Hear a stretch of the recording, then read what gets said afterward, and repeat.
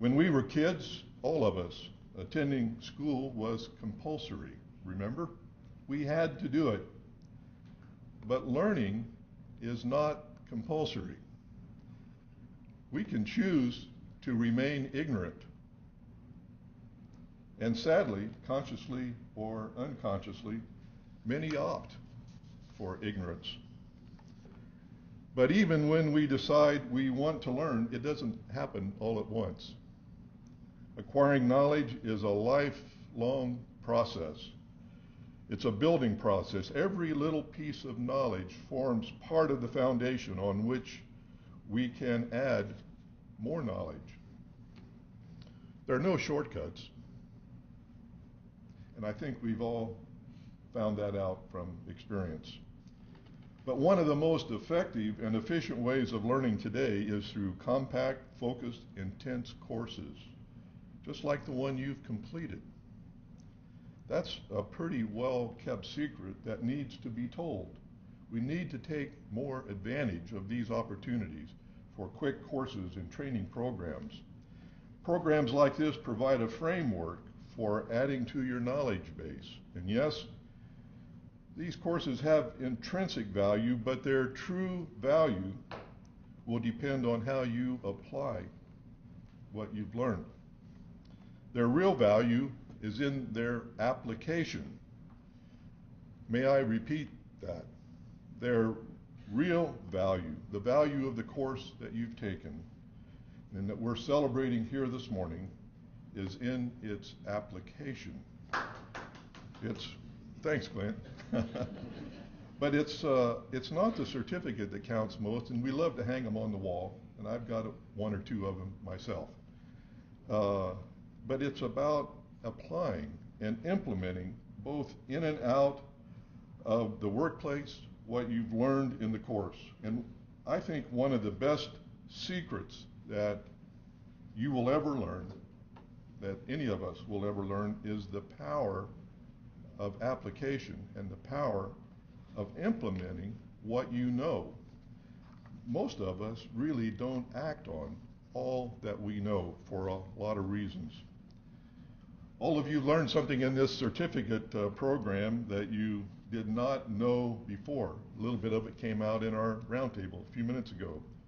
You finished the course successfully with more knowledge about leadership, customer service, Six Sigma, finance and budgeting, project management, human resource management, and so forth.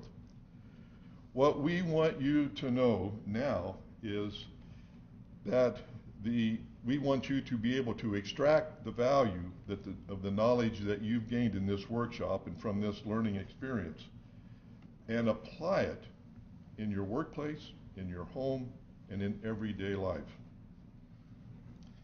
All of us here today know from experience that learning comes with a price.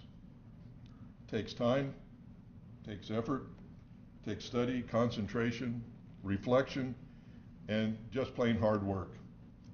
It takes time that you could be spending with your family or friends, keeps you from watching your favorite television station perhaps, or going to the movies, or going shopping, or it may even prevent you from taking that vacation that you want to take and that you feel that you've earned.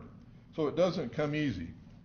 Learning does come with a price, but with that price, I like to remind my students, there is something called a price-earnings ratio, right? Your broker will call it P&E. Others may call it ROI, or return on investment. When you begin thinking you want to invest in the stock market, let's say, or you want to understand the stock market and equities a little more, one of the first things you learn is how to establish the value of a stock. It's not just the price of a stock that determines its value. It's the return on that stock, the earnings that help you determine its value. It's the PE, price earnings ratio, or the ROI, as they say, the return on investment. The return on your investment in learning is not just the knowledge that you acquired. The return on your investment in learning is what you do with that knowledge. I'm talking about the price-earning ratio, of course, in its broadest sense. Money, yes, perhaps. Who knows? You might get a promotion. You might get a raise because of your new knowledge or skill, and I hope that happens. It'd be great. But more important than money in calculating your earnings is the quality of your life, the life of your mind, and your increased capacity for leadership. All of this comes with learning and your ability and willingness to apply your knowledge. This may be one of the most important secrets you will ever hear. But here's another secret, one you usually don't learn until you're in your 50s and 60s, and there are a few people that are coming close to that in the room. Learning doesn't always make your life easier, okay? A lot of times we invest in learning because we think it's going to make our life easier. But learning doesn't always make your life easier. In fact, it can make your life more difficult and more challenging. With more learning, there frequently comes more responsibility, which usually translates into bigger challenges, harder decisions, and longer hours. It can lead to decisions that involve greater risk and require more courage.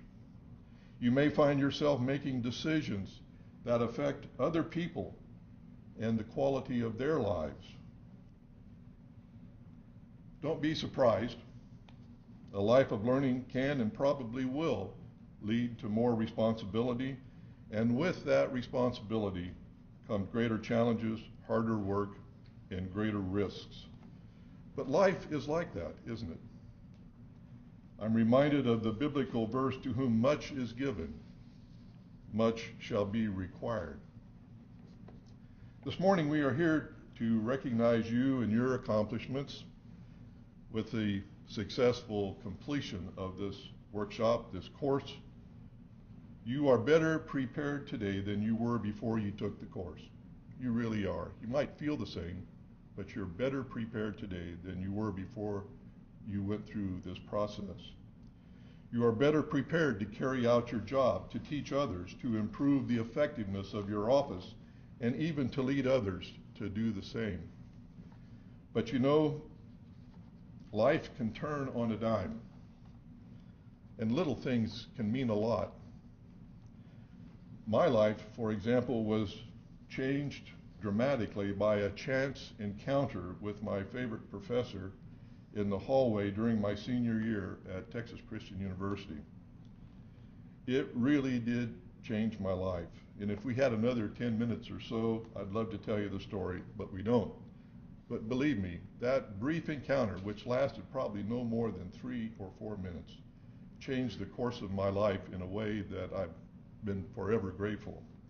But believe me, and I know that you know it is true, little things can mean a lot, and your life can literally turn on a dime, a conversation, an idea, or even a small piece of information. Something you've heard or learned in this course, however small and insignificant it may have seemed, may have the power to change your life if you let it. We used to talk about the importance of staying the course. You've heard the phrase. And I do believe there is great value in persistence and keeping your focus. But I also know that the world that we live in, that we work in, that we invest in, and we plan for, is changing very rapidly. So here's my last secret, and this may surprise you just a little bit. Staying the course today may not be the best advice one can give or take. Our world will continue to change at an ever-increasing rate of speed. If you stay the course, no matter what, as we have sometimes been taught, you may miss out on opportunities or even jeopardize your future. Following the same path day after day, year after year, staying the course, would be great advice and would be a great philosophy if the world was stable and unchanging. But it's not. The world is changing rapidly and even faster than we even recognize. So be ready to chart a new course if needed. Use the knowledge you've gained in this program to help guide you in charting this new course.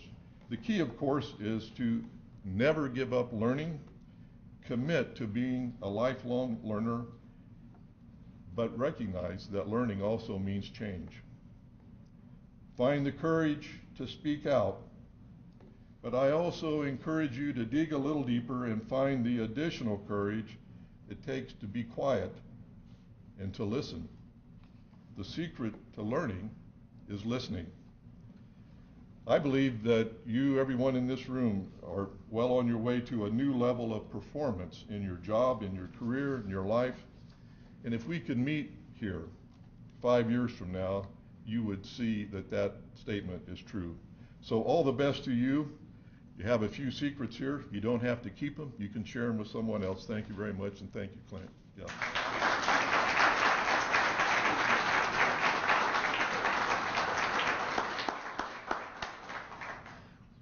Thanks. That was very encouraging, and I really appreciate the fact that he really talked about slowing down and stopping to think and listen. So thank you very much, Dr. Johnson. We appreciate your input and are very excited to have the next part. As I was driving in this morning, I was thinking about this institution. I love this place. I remember as a kid coming to the University of Toledo to watch football games. I remember as a high school junior and senior being recruited to play football here. I remember at the banquet when I got my first letter at the university, what a big deal that was to me. And I remember being encouraged to go on and get an MBA here by Jack Simonetti and some other terrific people that I've known over the years who mentored me and encouraged me.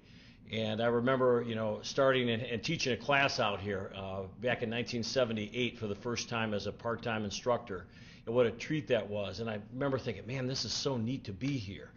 And I really appreciate the fact that when I finished my PhD, I went back to school with the encouragement to go get a PhD by people in this room and some other folks around town and some folks who have long since retired, but encouragement. And I started thinking about coming back to the University of Toledo when I had some other options. I looked at other schools and I came back to Toledo because of the people.